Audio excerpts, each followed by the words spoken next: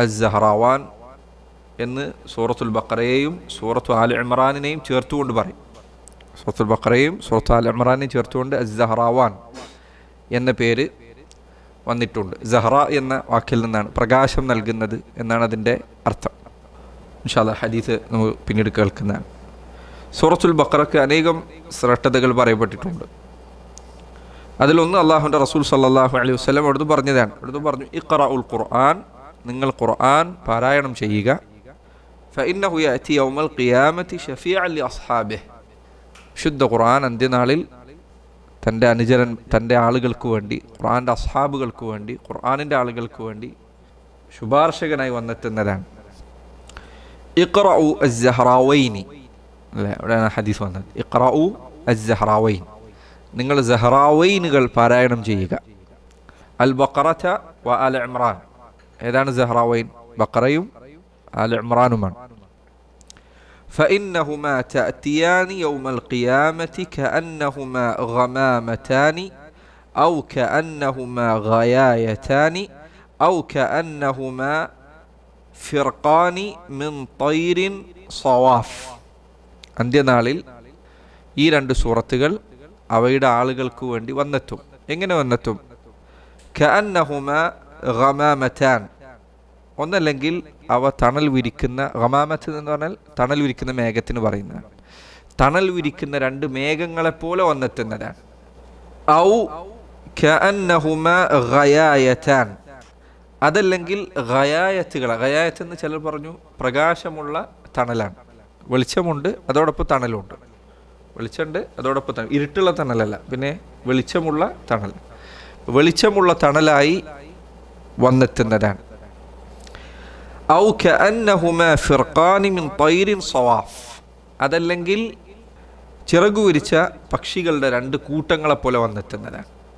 രണ്ട് പക്ഷികളുടെ കൂട്ടം മുകളിൽ തണൽ വിരിക്കുന്ന രൂപത്തിൽ വന്നെത്തുന്നതാണ്. അപ്പോൾ മൂന്ന് രൂപം, ഒന്നല്ലെങ്കിൽ മേഘങ്ങൾ, അല്ലെങ്കിൽ തണൽ, അതല്ലെങ്കിൽ പക്ഷികൾ.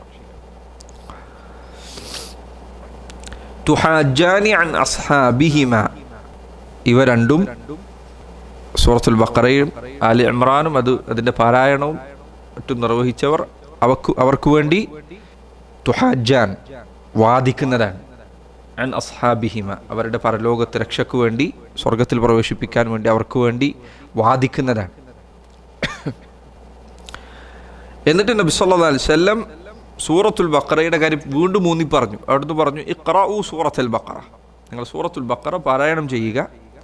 ഫഇന്ന അഖ്ദഹ ബറക, സൂറത്തുൽ ബഖറ പഠിച്ചെടുക്കുക എന്നത് ബറക്കത്താണ്. വതർകഹ ഹസ്റ, സൂറത്തുൽ ബഖറ ഉപേക്ഷിക്കുക എന്നത് നിരാശയുണ്ടാക്കുന്ന കാര്യമാണ്. ഹസ്റത്ത്, നഷ്ടമുണ്ടാക്കുന്ന, നിരാശ ജനിപ്പിക്കുന്ന കാര്യമാണ്.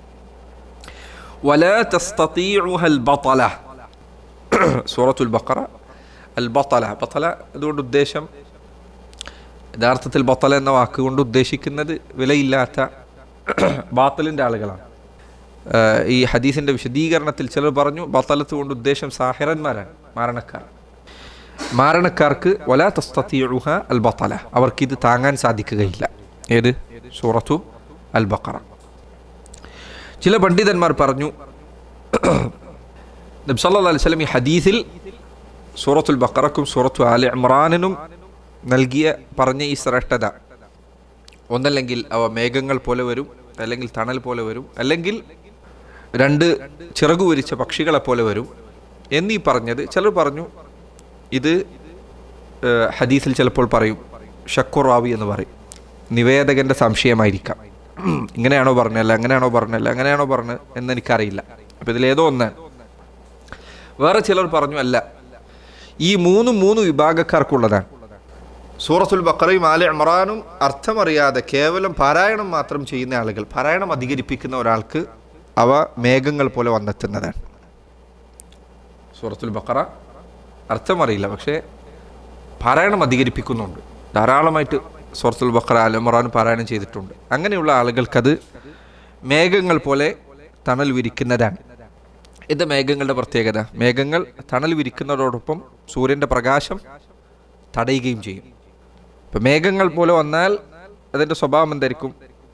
അത് തണൽ നൽകുമെങ്കിലും പ്രകാശം അതിനോടൊപ്പം തടഞ്ഞു വെക്കും. സൂര്യൻ്റെ പ്രകാശം തടയില്ലേ. രണ്ടാമത്തേത് അവർ പറഞ്ഞു, അർത്ഥം ഗ്രഹിച്ചുകൊണ്ട് പാരായണം ചെയ്യുന്ന ആളുകളാണെങ്കിൽ അവർക്ക് കാന്നഹുമഗയായതാൻ, പ്രകാശം ബാക്കി നിൽക്കുന്ന തണലുകളായി വരുന്നതാണ്. അവർക്ക് പ്രകാശം കൂടി ഉണ്ടാവും, വെളിച്ചം കൂടി ഉണ്ടാകും. അപ്പോൾ ഇത് രണ്ടാമത്തെ വിഭാഗത്തിനുള്ളതാണ്. മൂന്നാമത്തേത് സൂറത്തുൽ ബഖറയും ആലി ഇമ്രാനും പാരായണം അധികരിപ്പിക്കുകയും അതിൻ്റെ അർത്ഥം ഗ്രഹിക്കുകയും അതോടൊപ്പം ജനങ്ങൾക്ക് പഠിപ്പിച്ചു നൽകുകയും ചെയ്യുന്ന ആളുകളാണെങ്കിൽ അവർക്ക് വേണ്ടിയാണ് രണ്ട് പക്ഷികളുടെ കൂട്ടങ്ങൾ പോലെ അവ വരിക. ആ പക്ഷികളുടെ കൂട്ടങ്ങൾ എന്ത് ചെയ്യും? നേരത്തെ പറഞ്ഞതൊക്കെ അവർക്ക് ലഭിക്കും. അതോടൊപ്പം തുഹാജാനി അൻ അസ്ഹാബിഹിമ, അവരെ നരകത്തിൽ നിന്ന് രക്ഷപ്പെടുത്താൻ വേണ്ടി വാദിക്കുന്നതാണ്. അത് ഈ പക്ഷികളാണ് ചെയ്യുക.